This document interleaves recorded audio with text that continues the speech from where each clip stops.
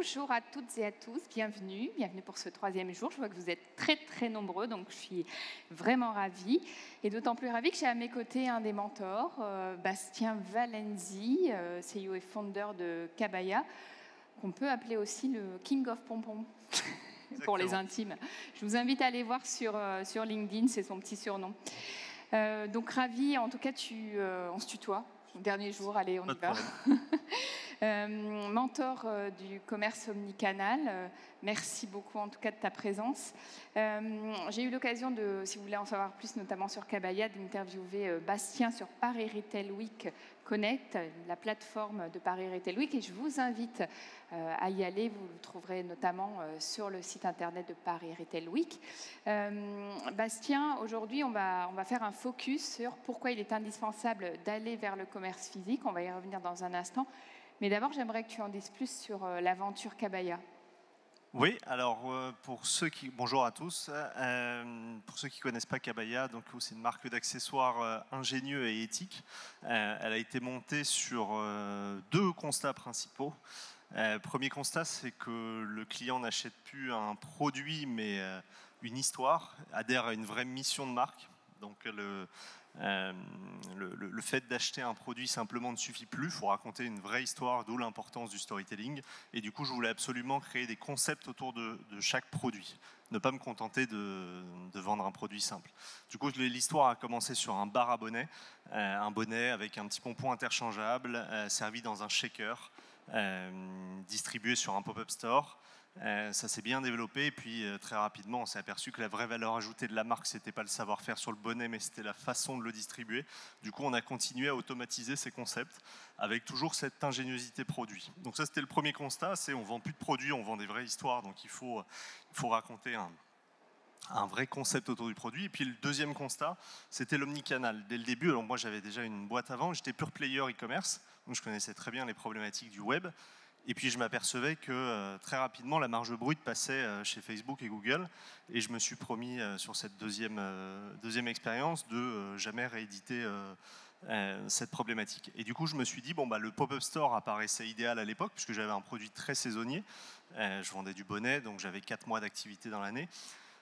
Donc je m'installe en pop-up store et très rapidement ce qui me frappe, c'est que j'arrive à driver un peu de flux vers mon site e-commerce alors que je ne dépensais pas un seul centime chez Google et Facebook et que personne ne connaissait la marque Kabaya à l'époque. Ça avait 2 semaines Kabaya. Mais malgré ça, très rapidement, j'ai 5-10 ventes par jour qui arrivent. Donc je m'aperçois que mon canal physique me drive du flux vers le e-commerce et je me suis dit, voilà, ça y est, j'ai trouvé comment contrer un petit peu l'hégémonie de Facebook et Google et comment éviter de distribuer toute ma marge brute à ces mastodons. Et c'est comme ça que s'est créé Kabaya, sur ces 2 constats, produits et distribution. Et qu'est-ce que propose Kabaya ? Qu'est-ce que propose Kabaya ? On a 4 concepts forts aujourd'hui. On a un concept de bonnet, donc du coup, comme je disais, sous le concept du bar à bonnet. On choisit son bonnet, ses pompons servis dans un shaker. On a résolu le problème de la petite chaussette perdue en machine à laver. On a tous le même problème. Du coup, vous avez une petite boutonnière sur les chaussettes Kabaya qui vous permet de les accrocher ensemble. Encore une fois, l'histoire, c'est qu'elles sont inséparables. Du coup, elles ont des petits prénoms de couple. Elles s'appellent Marc et Sophie, Jean et Jeanne, etc. Et encore une fois, c'est ça qui a différencié le produit. On ne s'est pas contenté de vendre des chaussettes sympas, avec des jolis motifs et de bonne qualité. Ça, tout le monde sait le faire. On ne s'est pas non plus contenté de seulement vendre des chaussettes avec une boutonnière. On a créé une histoire autour de ces fameuses chaussettes. Et puis ensuite, on a fait des serviettes de plage avec un petit zip dans la doublure pour ne plus perdre ses clés et sa carte bleue sur la plage. Servi dans un petit pochon imperméable pour ne pas tremper la valise le dernier jour des vacances. Et le dernier concept, le tour du monde en 80 sacs, donc un sac à dos ingénieux avec une ouverture pratique et la possibilité de le customiser. Donc voilà ce que fait Kabaya aujourd'hui. Et puis le dernier concept étant le sac à dos qui a vraiment explosé, on s'engouffre sur toute la petite maroquinerie et bagagerie qu'on est en train de développer dans les prochains mois. Toute une aventure, un monde dans lequel on rentre finalement. Donc je disais à l'instant, tu es mentor de la problématique commerce omnicanal. Quel constat est-ce que tu as fait ces derniers mois dans l'univers du commerce ?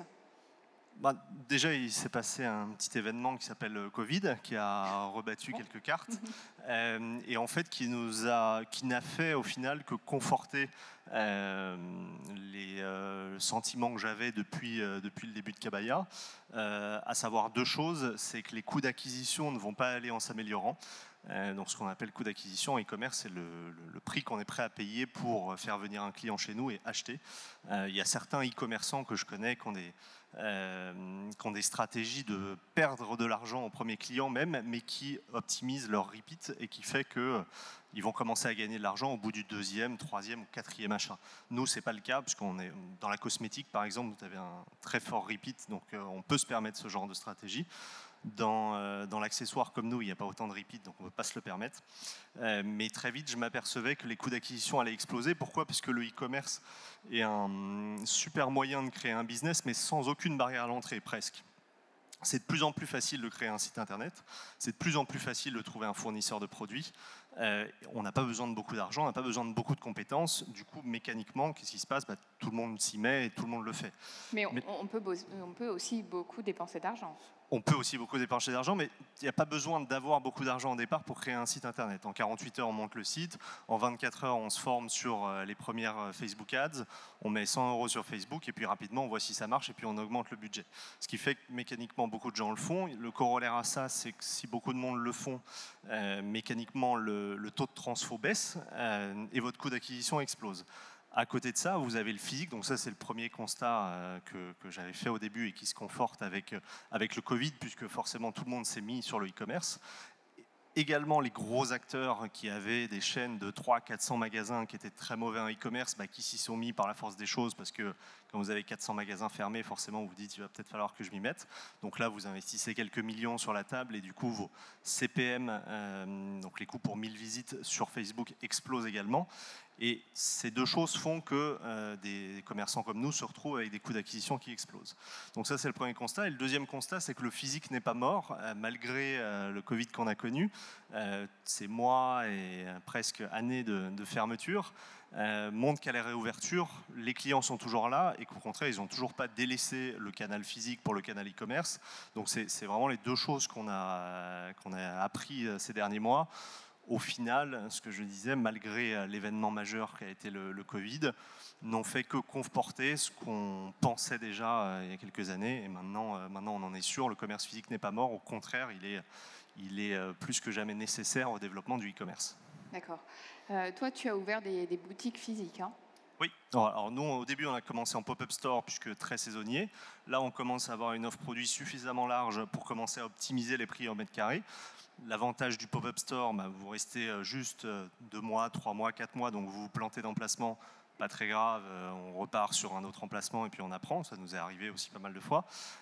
Par contre, le gros désavantage, surtout nous, on était beaucoup en centres commerciaux, donc on se met dans une allée en plein milieu d'un centre commercial, il y a des contraintes de hauteur, donc l'expérience client est compliquée à avoir. Quand vous êtes au milieu d'une allée, c'est dur de créer une vraie expérience. Et puis, problématique d'optimisation des prix au mètre carré. Quand on a l'avantage d'avoir un bail commercial court de 3-4 mois, le corollaire à ça, c'est que vous le payez un peu plus cher que si vous vous engagez sur 10 ans, ce qui est normal. Donc là, on commence à être dans la phase où on délaisse un peu les pop-up pour se concentrer sur des boutiques physiques pérennes, optimiser le prix au mètre carré et la rentabilité de chaque boutique et optimiser l'expérience client dans la boutique. Elles sont situées où, ces boutiques ? On a ouvert une dans le Marais, une à Italie 2. On vient d'en signer 3, également une à Lille et 2 en centres commerciaux également. Et là, on en cherche encore 3 ou 4 en province avant la fin de l'année. D'accord. Et tu me disais, en préparant aussi cette interview, que finalement, la stratégie n'est pas la même en fonction des régions. Ça, c'est intéressant aussi, au-delà de l'aspect omnicanal. Alors, la stratégie n'est pas la même dans le sens où, quand tu vas en province, tu peux commencer à mesurer. Ce qui est compliqué avec l'omnicanal, c'est de mesurer précisément l'apport d'une boutique vers ton e-commerce. Quand tu vas en province, au début, tu as peu de flux sur ton e-commerce. Tu ouvres une boutique, mécaniquement, tu vois un trafic qui augmente en général de 30 à 40% et des taux de conversion qui s'améliorent d'environ 20 à 25%. Et du coup, ça, tu peux le mesurer plus précisément. C'est ça que ça t'apporte vraiment l'omnicanal. C'est de pouvoir justement contrer toujours cet effet augmentation des coûts d'acquisition grâce au physique. Et c'est beaucoup plus criant en province parce que tu avais moins de trafic au départ et du coup grâce au physique tu peux optimiser ces transfos. Tu me parlais aussi des stratégies en termes d'influenceurs ou d'égéries auxquelles tu avais fait appel et qui n'étaient pas forcément les mêmes d'une région à l'autre. Effectivement, comme on ne réfléchit pas et on n'a pas le même environnement, que ce soit Paris, province ou différentes zones géographiques, les influenceurs, effectivement, il y en a qui vont être beaucoup plus performants en province. Des fois, on a des influenceurs qui sont spécialisés sur telle ou telle ville parce qu'elles ont quelques dizaines de milliers de followers, ce qui n'est pas incroyable, mais par contre, ça transforme extrêmement bien parce qu'elles sont très proches de leurs clients ou clientes, alors qu'à Paris, on va plutôt aller chercher de la très grosse influenceuse qui va nous faire de la notoriété à travers la France. C'est aussi un point de sélection différent. Un point à prendre en compte. Alors, on parlait tout à l'heure du Covid. Moi, j'aimerais savoir quel changement tu as mis en place justement pour répondre à cette situation. Et est-ce qu'ils sont toujours d'ailleurs d'actualité ? En fait, c'est ça le gros avantage de l'omnicanal, c'est qu'on n'a pas fait mécaniquement de gros changements, c'est juste qu'on a pu s'adapter beaucoup plus vite. Si vous étiez une marque pure e-commerce quand le Covid est arrivé, vous mangiez de plein fouet l'explosion des coûts d'acquisition et du coup vous sortez de la période Covid avec tout le monde en terrasse et tout le monde revient dans le physique et c'est compliqué. Si vous étiez pur commerçant physique, le Covid arrive, vous mangez de plein fouet l'arrêt des magasins et d'un coup tu dois monter un e-commerce en vitesse et du coup c'est dur de t'adapter. Quand tu es omnicanal comme on l'a pensé depuis le début, tu t'adaptes en fonction de l'environnement. Bon, Covid arrive, ok, on ferme toutes nos boutiques, tous nos revendeurs sont fermés, c'est pas grave, on a un e-commerce hyper performant, on va pouvoir accélérer un peu plus fort tout de suite parce que les coûts d'acquisition sont intéressants en ce moment, et puis on va les jauger en fonction de l'évolution. Les commerces rouvrent, ok, tout le monde s'est jeté sur le e-commerce, donc on va ralentir un petit peu, et puis on va augmenter le physique, puisque la réouverture est là et les clients consomment plus. Donc on n'a pas vraiment fait d'énormes changements dans la distribution, mais ça a mis en exergue le fait que d'avoir les 3 canaux et les maîtriser, c'est hyper confortable quand il y a une catastrophe comme le Covid qui arrive du jour au lendemain. Ça vous permet de vous adapter quand même beaucoup plus vite. Très bien. Alors toi, tu dis que le commerce digital n'a jamais eu autant besoin du commerce physique. Pourquoi ? Toujours cette même problématique de coût d'acquisition client. Il y a de plus en plus de e-commerce, il y a de plus en plus de marques. La barrière à l'entrée est de plus en plus faible pour entrer sur le marché. Du coup, on arrive à un moment où tes coûts d'acquisition font que tu n'es plus rentable et mécaniquement, tu ne vas pas pouvoir le devenir. À côté de ça, tu as un commerce physique qui a une barrière à l'entrée. Monter une boutique, ce n'est pas à la portée de tout le monde. Il faut un certain budget au départ, il faut des connaissances merch, retail, management pour recruter les vendeurs, etc. Par contre, une fois que tu as passé cette barrière, ça te permet d'avoir un réseau de distribution vraiment rentable et cette rentabilité va te permettre d'alimenter la machine e-commerce. Donc c'est pour ça qu'on dit qu'il n'a jamais été aussi important d'avoir du physique. Le physique te permet d'optimiser tes taux de transfo sur le web parce que ça crée un élément de réassurance. 2, ça te permet d'avoir un canal qui, lui, est beaucoup plus rentable et cette rentabilité va te permettre de continuer ta croissance sur le e-commerce en développant ton trafic sur le e-commerce. Très bien.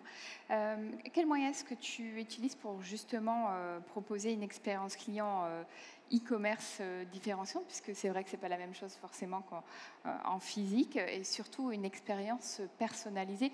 Et je te propose de nous faire entrer un peu dans l'univers de Kabaya, parce que c'est une de tes forces aussi.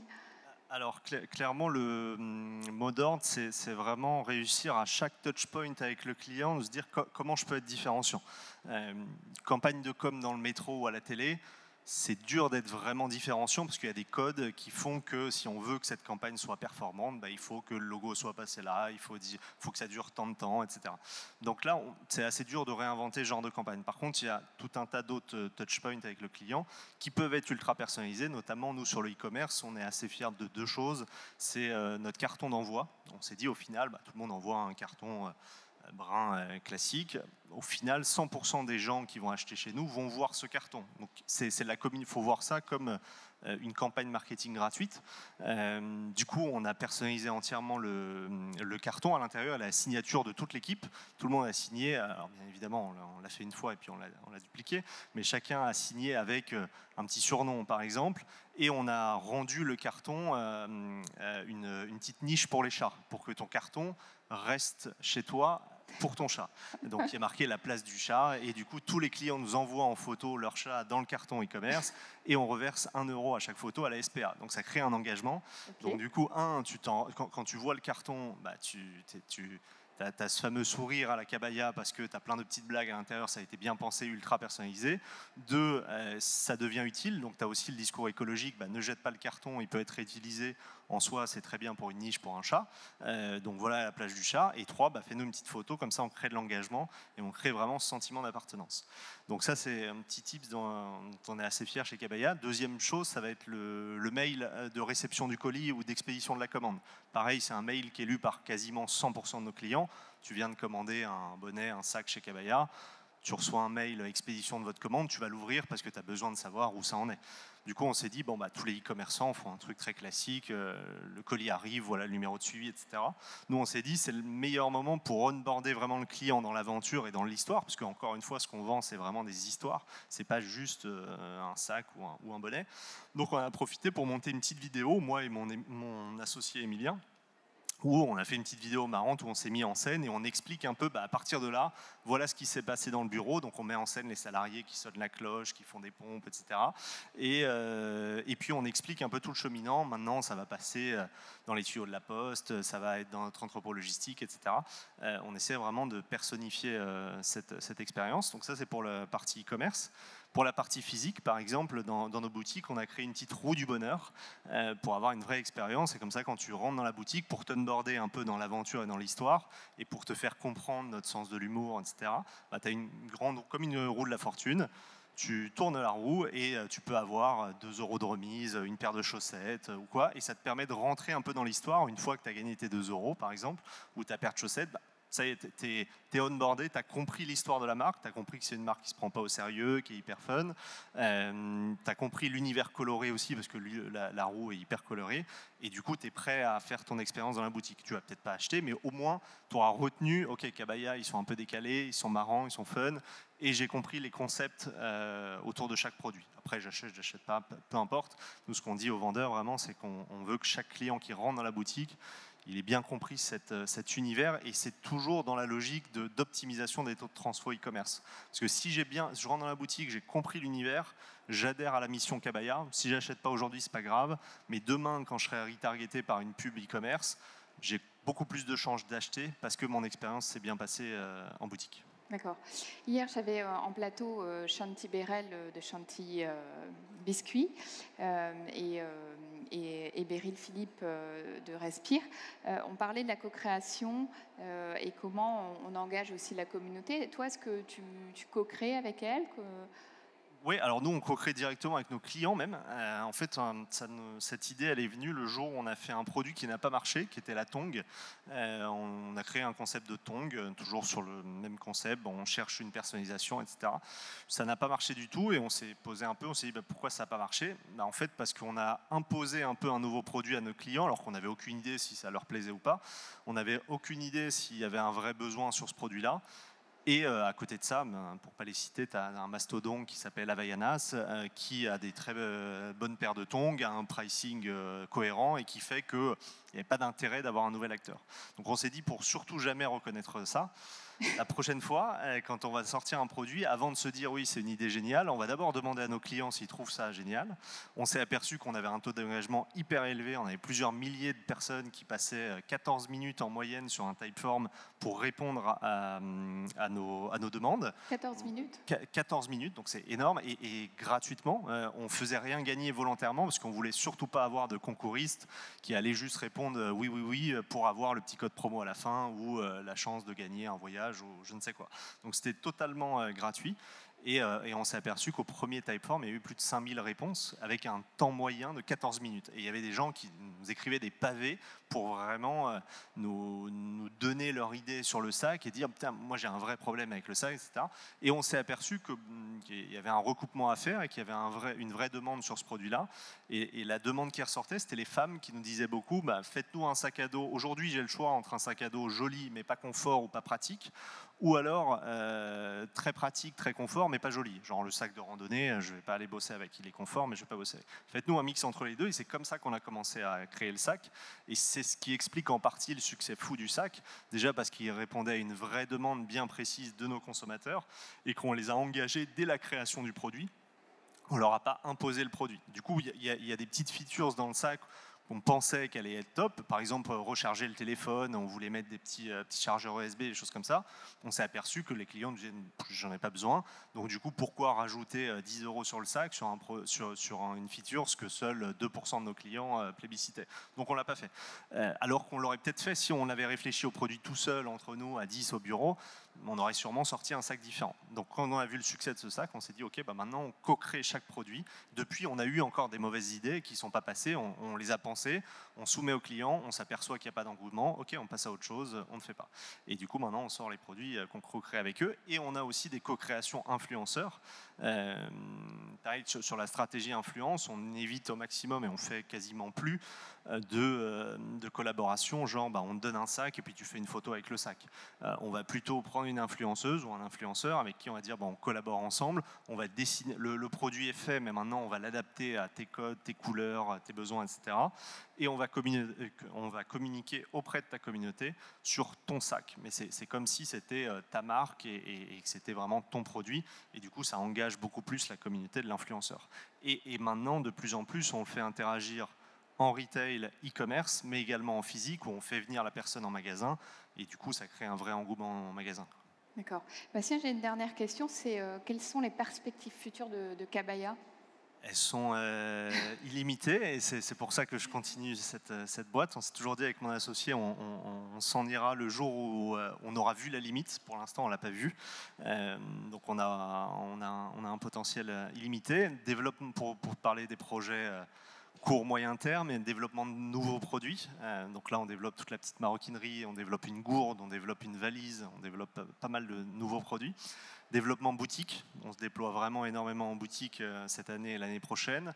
Développement d'un réseau de franchise, on a 1500 revendeurs en Europe aujourd'hui, c'est un asset hyper fort avec beaucoup de magasins qui nous disent « moi, Kabaya, aujourd'hui, c'est 70% de mon chiffre dans ma boutique, donc je veux ouvrir une franchise ». Donc on développe la franchise l'année prochaine. Développement à l'international, on est persuadé qu'on a un produit qui plaît à l'international, ce que quasi aucune marque française n'a vraiment réussi à faire à l'international, puisqu'en général, si tu prends des marques émergentes des dernières années, leur modèle existe déjà en Allemagne, existe déjà en Angleterre, existe déjà en Suède, etc. Donc quand ils arrivent dans le pays, c'est très dur de pénétrer le marché. Nous, comme on n'est pas des vendeurs de sacs ou de bonnets, mais on crée des nouveaux concepts ingénieux, si tu vas en Allemagne, tu n'as pas le sac où tu peux personnaliser des marques de sacs, tu en as 10, mais comme nous, tu n'en as pas, des bonnets pareils, des chaussettes pareilles. Donc on a une vraie place à prendre à l'international. Et voilà, c'est déjà pas mal. Très bien, mais merci beaucoup. Il nous reste 1 minute 30. Est-ce qu'on a le temps d'avoir des questions ? Alors, qui a une question à poser à Bastien et on pourra... Est-ce que vous avez des questions ? Alors, pas de questions. Une fois, 2 fois. On va prolonger les échanges en dehors de la scène. En tout cas, merci beaucoup Bastien pour ce partage d'expérience. Merci à toi. On peut les applaudir très fort.